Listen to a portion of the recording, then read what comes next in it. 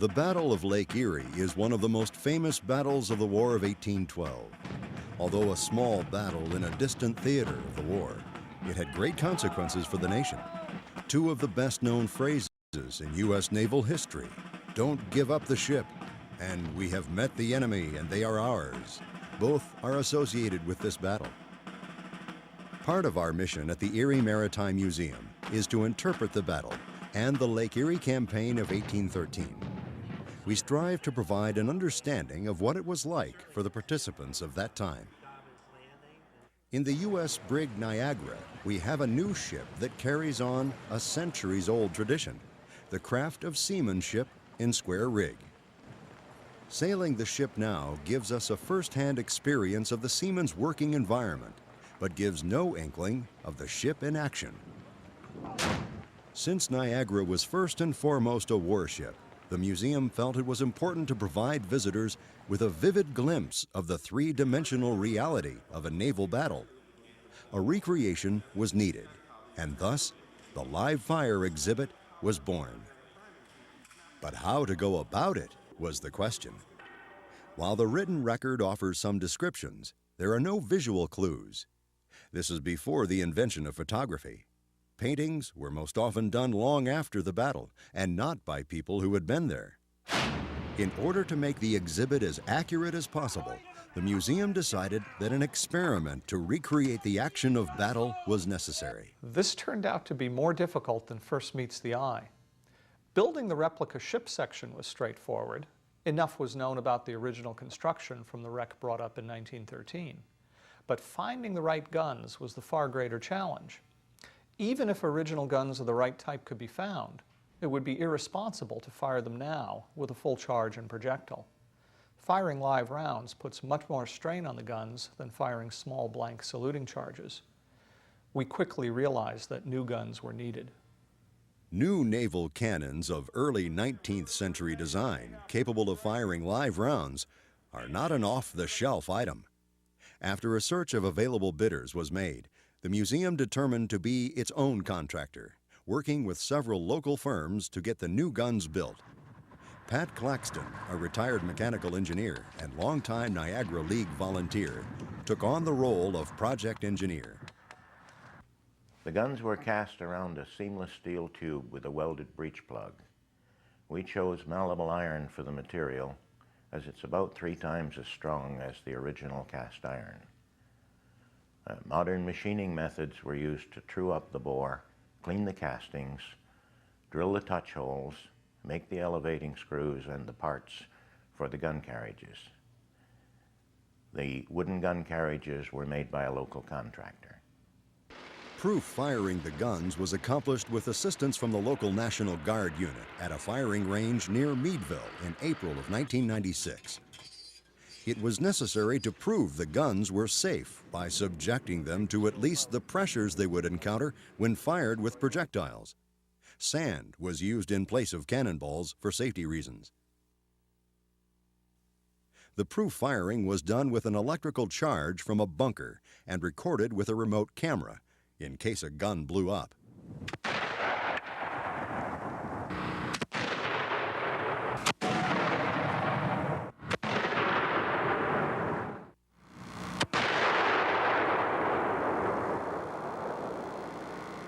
After firing, they were visually inspected and sounded for cracks. Dye penetrant and ultrasonic testing were also carried out on critical areas. The next phase in developing the exhibit was to build a replica hull section to the same timber dimensions of the same wood types recorded from the original ship. There were 2 objectives in staging the live fire exercise. One was to learn something about the capability of this type of gun for range and accuracy. The other was to replicate the effects of British fire upon Perry's ships.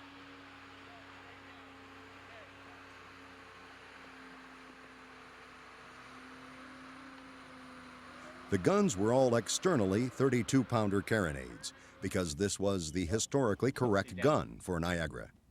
But only one was bored as a 32-pounder.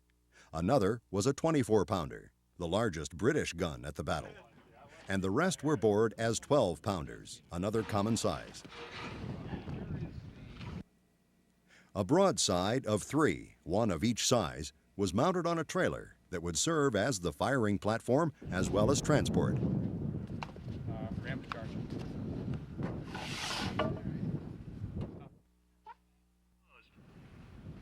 Fire team, commence firing at will.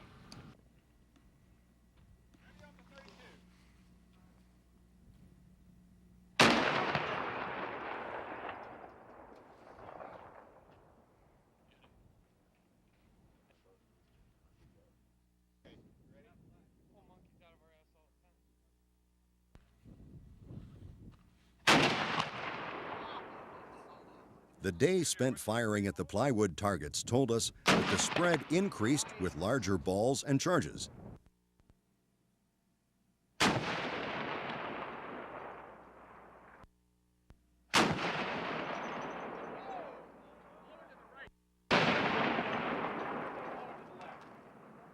The 32-pounder had a truly wicked recoil, just as the historic accounts often described. The powder charge for this size ball in a carronade is 4 pounds.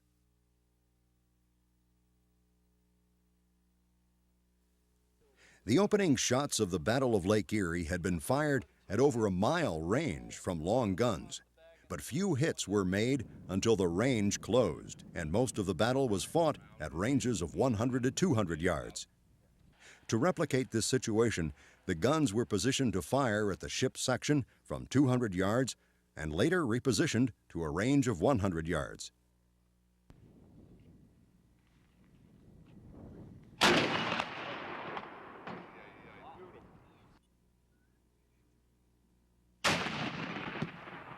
The first 2 rounds at 200 yards were both misses, but from the 3rd shot on, hits were pretty consistent.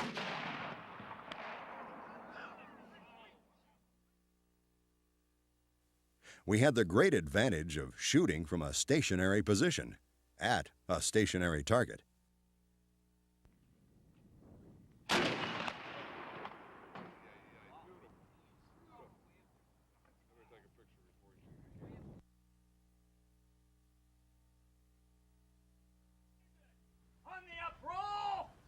During a naval battle, the rate of fire would be the maximum that pumping adrenaline could produce, about 1 round per minute. The overriding need was to do it to them before they could do it to you.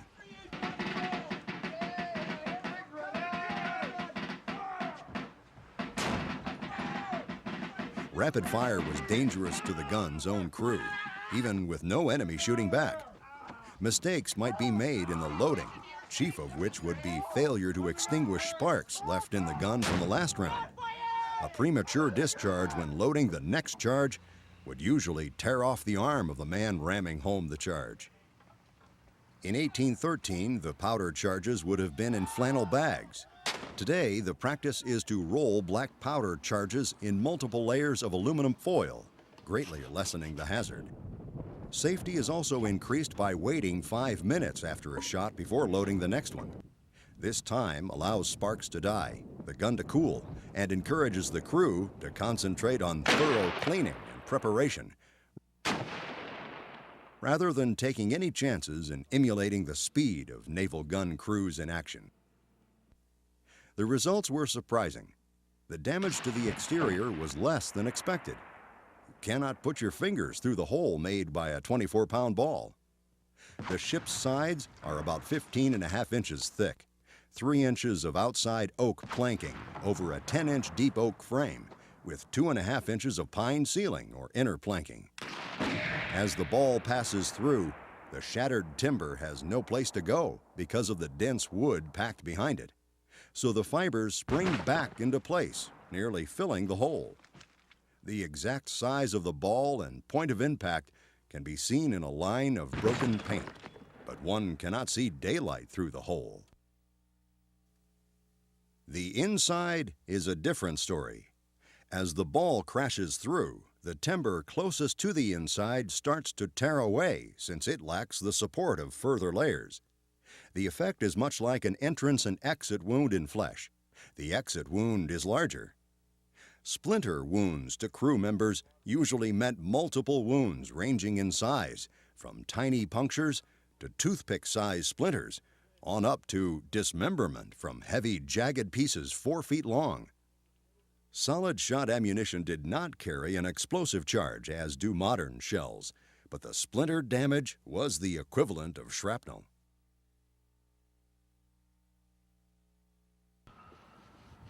After each round, the gun is wormed to extract the remnants of the powder bag. And the gun is swabbed with a wet sponge of sheepskin fleece, followed by a dry sponge. The powder bag is rammed home and must be seated all the way to the base of the bore. The vent tender tests that it is home by inserting a brass prick to feel for the powder bag. A wad is then rammed home to provide a better seal for the charge to push against. In 1813, the wads were layers of old rope and canvas, but we have found no illustration or instruction as to exactly how they were made. Ours are cut from layers of corrugated paper. Next, the ball is rammed with an outer wad to keep it from rolling out on the next roll of the ship. With the complete charge fully home, the gun is run out to firing position. If the gun discharged inboard with no run to absorb the recoil, it may be torn off its carriage. Once run out, the gunner checks for aim, both for side-to-side training and for elevation. When the gun is in position, the prick is inserted again and pushed home to break into the powder bag. Notice the gunner stands to the side and only grabs the sides of the prick. If the charge goes off, the prick will not be shot through his hand, nor will he be crushed by the recoiling gun. The priming quill is inserted down the touch hole. In 1813, these were goose quills filled with a mixture of turpentine and fine powder. The present-day substitute is a soda straw. When all is checked and ready, the order is given to fire. The gun is discharged by touching a slow match to the priming quill. These guns are seriously loud, even with hearing protection. It is hard to imagine the difficulty the original crew had communicating in battle while standing close to the guns for multiple firing. Permanent hearing injuries were frequent. During the battle for upwards of 3 hours, nothing could be heard but the roar of our own cannon, the crash of ball through our timbers, and the shrieks of the wounded. Surgeon's mate Usher Parsons aboard the Lawrence. Grape shot was also used at 200 yards, but the spread was very wide. At 100 yards, the grape shot was more closely grouped and the canister was usable. Grape shot is so named for the appearance of the ammunition, which consists of multiple small iron balls bound in a cloth bag. Grape and canister could cut up sails and rigging, but the primary purpose was to decimate the opposing gun crews. In all, 25 hits were made on the target. Considering the original rate of fire, probability of hits, and duration of action, we estimate the resultant damage represents the Lawrence about halfway through the Battle of Lake Erie. This was an extremely hard-fought battle, with the Lawrence nearly a complete wreck by the end. The condition of this ship's section is horrible enough and probably represents the ending condition at most battles. We were reluctant to inflict further damage on the section because it had to survive several crane lifts and a 300-mile drive back to Erie for installation in the museum. The professional crew of the Niagara were the sailors, carpenters, and gunners for this exercise, with assistance from Niagara League volunteers and National Guardsmen. The entire exercise, including removal of the guns from the ship, transporting them over 300 miles, and returning them to the ship, took over 3 weeks. There is a reason people don't do this sort of thing very often. The live fire project yielded many lessons. We now have a much better understanding of the capabilities of naval gunnery in the age of fighting sail. More importantly, we have a better appreciation of the dangers faced by the men who served. The Battle of Lake Erie was a very hard-fought battle. The overall casualty rate was 24% on both sides, which is quite high. The crew of the Lawrence stood by their guns as a slow grinding attrition over 2.5 hours rendered about 80% casualties. To have suffered 22 dead and 61 wounded out of an effective crew of only 103 shows a seldom equaled level of courage and devotion to duty. To win the battle, Perry in the end had to give up the ship he was on and transfer to the Niagara. The real motto was "Don't give up."